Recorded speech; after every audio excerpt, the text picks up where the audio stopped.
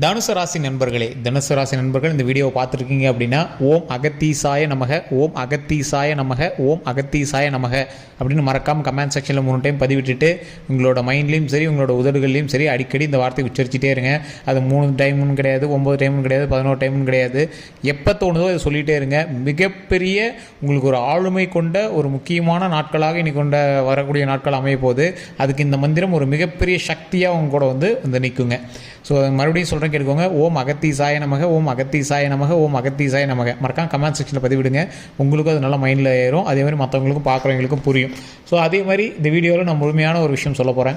இந்த தனுசு ராசிக்காரர்கள் இத்தனை நாள் இயங்கி கொண்டிருந்த ஒரு விஷயம், மனதை உறுத்தி கொண்டிருந்த ஒரு விஷயம், தேவையெல்லாம் மாட்டிட்டோமோ அப்படின்னு நீங்கள் நினச்சிட்டு இருந்த ஒரு விஷயத்துக்கு ஒரு விடை கிடைக்க போகுது.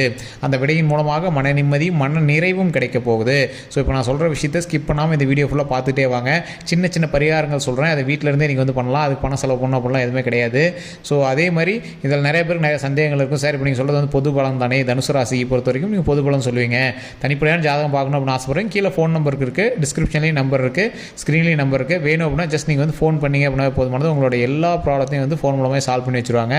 சமீபத்தில் வெளிவந்த திரைப்படத்தில் ஒரு இசையமைப்பாளரும் அந்த படத்தோட டைரக்டரும் சரி, அவங்க வந்து ஜோதிடம் பார்த்து அவர்கிட்ட தான் இப்போ நமக்கு நம்பர் கொடுத்துருங்க பார்த்தீங்களா, அவர்கிட்ட தான் ஜோதிடம் பார்த்து அவங்களுக்கான சந்தேகங்கள் எல்லாமே தீர்த்துக்கிட்டாங்க.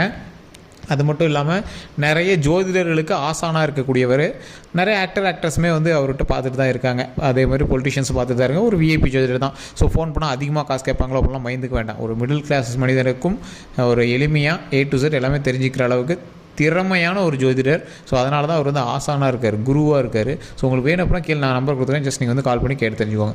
சரி சார், இது மட்டும் தானா அப்படின்னு கேட்டிங்கன்னா, தனுசு ராசியை பொறுத்த வரைக்கும் ஒரு கேள்விக்குறியான வாழ்க்கையில் விடைக்கான நேரம் அப்படின்னு நான் சொன்னேன் பார்த்தீங்களா. சார் ரொம்ப நாளாக நீங்கள் பார்த்துட்டு இருந்த ஒரு விஷயம், எதிர்பார்த்து காத்துட்டு இருந்திருப்பீங்க. சார் வண்டி வாங்கணும்னு ஆசைப்பட்டேன் சார். கண்டிப்பாக எனக்கு தெரிஞ்சு இந்த 1.5 வருட காலகட்டங்களில், இப்போ கடந்த 1.5 வருட காலகட்டத்தில் வாகன யோகம் உங்களுக்கு கண்டிப்பாக வந்திருக்கும். கடன் வாங்கியாவது ஏதாவது ஒரு வண்டி ஒன்று வாங்கியிருப்பீங்க. அதேமாதிரி திருமணமாயிருக்கும், குழந்தை இல்லாதவங்க குழந்தை பிறந்திருக்கும். சென்ற இடத்துல குறிப்பிட்ட நாட்கள் நீங்கள் மருத்துவமனையில் அதிகமாக செலவு பண்ணியிருப்பீங்க. மருத்துவ ரீதியான செலவுகள் அதிகமாக வந்திருக்கு. உங்களுக்கோ இல்லை உங்களோட ஃபேமிலிக்கோ இல்லை உங்களோட தாய் தந்தையருக்கோ நீங்கள் வந்து பண்ணியிருந்திருப்பீங்க. குழந்தைகள் பிறப்பதற்காகவாவது நீங்கள் வந்து மருத்துவமனைக்கு போயிருப்பீங்க கடந்த வருடத்தில். ஸோ அதனால் உங்களுக்கு ஒரு சின்ன பாசிட்டிவாகவும் இருந்திருக்கும். ஃபேமிலியில் பெரியவங்களுக்காக நீங்கள் வந்து சின்ன சின்ன நெகட்டிவ் விஷயங்களுக்காகவும் மருத்துவமனைக்கு போயிட்டு இருந்திருப்பீங்க. இந்த விஷயங்களுக்கு எல்லாருமே ஒரு கிளாரிட்டி கிடைக்கும். இப்போ பரவாயில்ல சார், பழசை கம்பேர் பண்ணும்போது இப்போ கொஞ்சம் பரவாயில்ல சார், உடல் ரீதியாகவும் மன ரீதியாகவும் பரவாயில்ல சார் அப்படின்னு சொல்லக்கூடிய அளவுக்கு உங்களுக்கு ஒரு கிளாரிட்டி கிடைக்கக்கூடிய ஒரு நாட்களாக இனி வரக்கூடிய நாட்கள் அமைப்போகுது. அதுலேயும் இந்த 12 நாட்கள் நீங்கள் பார்த்து பக்குவமாகவும் நடந்துக்கணும். அதே மாதிரி உங்களுடைய செலவுகளும் ஒரு மருத்துவ ரீதியாக செலவுகள் இல்லாமல் ஓரளவு கொஞ்சம் டீசெண்டான செலவுகளாக மாறதுக்கான வாய்ப்புகளும் இருக்குது. நீங்கள் ஏங்கி தவிச்சிட்டு இருந்த விஷயம்னு சொன்ன பார்த்தீங்களா, ஒரு வாகனம் வாங்குவதற்கோ, திருமணம் நடப்பதற்கோ, குழந்தை பெறுவதற்கோ, அல்லது ஒரு இடத்துல வேலையில் அப்பாயின்மெண்ட்டில் உட்காரத்துக்கோ, வீடு கட்டுவதற்கோ, நிலபலன்கள் வாங்குவதற்கோ, இந்த மாதிரி விஷயங்களுக்கு எல்லாத்துக்குமே வந்து பார்த்திங்கன்னா ஒரு அருமையான ஒரு காலகட்டம் அப்படின்னே சொல்லலாம். சார் அது மட்டும் இல்லை சார், இந்த துறையை பொறுத்த வரைக்கும் நீங்கள் வேலை பார்த்துருக்கீங்க பார்த்தீங்களா, இல்லை நீங்கள் வந்து பிஸ்னஸ் சேவை பண்ணிட்டு இருக்கீங்க பார்த்தீங்களா, இந்த துறையை பொறுத்த வரைக்கும் உங்களுக்கு மேன்மை தரக்கூடிய நேரமாகவும் அமையுது. இது யாருக்கு? 25% பேருக்கு ஜாக்பாட் அப்படின்னே சொல்லலாம் தனுசு ராசிக்கு. அப்போ மீதி 75% இருக்குது சார். எப்படி சார் எங்களுக்கு செட் ஆகும்? நார்மல் நாள்லேயே குழுக்களில் பேர் எழுதி போட்டாவே எங்கள் பேர் வரது கிடையாது. எப்படி இதில் இந்த 25% பேரில் எங்களுக்கு பேர் வரும் அப்படின்னு யோசிச்சுட்டு இருப்பீங்க. அதுக்கு தான் நான் தனிப்படையான ஜோதிடம் போட்டேன், பார்த்துக்க சொல்லிட்டேன். அதுக்கான காரணம் நான் சொல்கிறேன், கேட்டுக்கோங்க. தனுசு ராசியில் 10 கோடி பேருக்கு மேலே இருப்பான் இந்தியாவில் மட்டுமே. அதில் ஒருத்தனுக்கு நல்லது நடந்துச்சுன்னா இன்னொருத்தருக்கு நல்லது நடக்குன்னு அவசியம் கிடையாது. ஏன்னா அவனுக்கு வேறு லக்கினம், உங்களுக்கு வேறு லக்கினம். அவனுக்கு வேறு தசாபுத்தி, உங்களுக்கு வேறு தசாபுத்தி. அவனுக்கு வேறு நட்சத்திரம், உங்களுக்கு வேறு நட்சத்திரம். நீங்கள் இருக்கக்கூடிய லொக்கேஷன் வேறு, அவன் இருக்கக்கூடிய லொக்கேஷன் வேறு. உங்கள் கூட இருக்கக்கூடிய மற்ற ராசிகள் வேறு, அவன் கூட இருக்கக்கூடிய மற்ற ராசிகள் வேறு. என்ன மற்ற ராசிகள்? உங்களுடைய கணவனோ மனைவியோ இல்லை குழந்தைகளோ, உங்களோட தாய் தந்தையரோ, உங்களோட அக்கா தங்கச்சியோ அண்ணன் தம்பியோ, இவங்களுக்கு இருக்கக்கூடிய ராசி அவங்கள விட நல்ல நேரமாக இருந்துச்சு அப்படின்னா உங்களுக்கு ஓகே. அதுவே அந்த ராசிக்கே வேறு ஏதாவது நடந்துட்டு இருந்தது, வேறு கிரக பயிற்சிகள் நடந்துட்டு இருந்தது அப்படின்னா உங்களையும் சேர்த்து வச்சு செய்யும் பார்த்தீங்களா. அதனால தான் சிலருக்கு வெற்றி கிடைக்குது ஒவ்வொரு நல்ல டைமில் கூட, சிலருக்கு கொஞ்சம் கொஞ்சம் இடிக்குது. அதனால தான் ஒரு சிலர் ஜோதிடம் பார்க்கும்போது, தனிப்பட்ட ஜோதிடம் பார்க்கும்போது சொல்லுவாங்க, இந்த நேரத்தில் நீங்கள் கொஞ்சம் நேரம் தள்ளி இருந்தால் நல்லது. அதே மாதிரி இந்த நேரத்தில் நீங்கள் ஃபேமிலியோடு சேர்ந்துருந்தால் நல்லது. இல்லை தொழில் தொடங்கும் போது யார் பேரில் நல்ல நேரம் இருக்கோ அவங்க பேரில் தொடங்குங்க அப்படின்னு சொல்கிறதுக்கான காரணங்கள்லாம் இதுதான். ஸோ உங்களோட நேரம் நல்ல நேரமாக இருந்தாலும் பக்கத்தில் இருக்கக்கூடிய ராசியினுடைய நேரம் அதுவும் நல்ல ராசியாக இருக்கணும், நல்ல நேரம் உண்ட ராசியாக இருக்கணும். அப்போ தான் நீங்களும் வெற்றி பெற முடியும். அதுக்கு தான் தனிப்படையான ஜோதிடம் பார்க்குறது. ஒருத்தருக்கு மட்டும் இல்லை, ஃபேமிலிக்கே பார்க்குறது. ஃபேமிலிக்கே பார்க்குறதுக்கான காரணம் இதுதான். கோயிலில் போனாலும் அர்ச்சனை பண்ணும்போது ஒருத்தருக்கு மட்டும் பண்ண மாட்டாங்க, ஃபேமிலிக்கே பண்ணுவாங்க. ஸோ அந்த மாதிரி நிறைய விஷயங்கள் வந்து இருக்குது. இப்போ நீங்கள் முக்கியமாக பண்ண வேண்டிய ஒரு விஷயம் என்ன அப்படின்னா, குலதெய்வ வழிபாடு. குலதெய்வ வழிபாடு ரொம்ப ரொம்ப முக்கியமான ஒரு விஷயமா இந்த காலகட்டத்தில் உங்களுக்கு தேவைப்படுது. அதே மாதிரி இன்னொரு விஷயமும் உங்களுக்கு தேவைப்படுது. என்ன அப்படின்னா, ஓம் அகத்தீசாய நமக, ஓம் அகத்தீசாய நமக, ஓம் அகத்தீசாய நமக அப்படின்னு நான் சொன்னேன். இந்த அகத்தீசாய அப்படிங்கிறது அகத்தியரை வணங்குவதற்கு ஒரு முக்கியமானது. இவர் ஒரு அகத்தியர்னு சொல்லக்கூடியவர் முதன்மையான ஒரு எப்படி சொல்கிறது, சித்தர் அப்படின்னு சொல்லலாம்.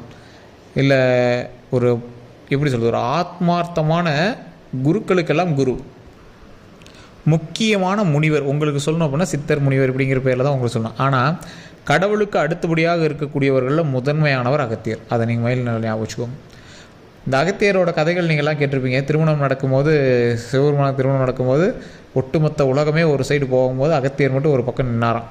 கடவுள்களுக்கு சமமாக ஒருத்தர் நின்னால் அந்த இடம் வந்து பேலன்ஸ் ஆகி உலகம் வந்து சமநிலை பெறணும். அது ஒரு பாடலில் கூட எழுதியிருப்பாங்க, உலகம் சமநிலை பெற வேண்டும், உயர்வு தாழ்வில்லா நிலை வேண்டும், இறைவா அதை நீ தர வேண்டும் அப்படின்னு அகத்தியர் அந்த பக்கம் நின்று பாடுற மாதிரி அந்த பாடல் வரிகள் கூட இருக்கும். அகத்தியருடைய திரைப்படம் பார்த்துருந்தீங்க அப்படின்னு தெரியும்.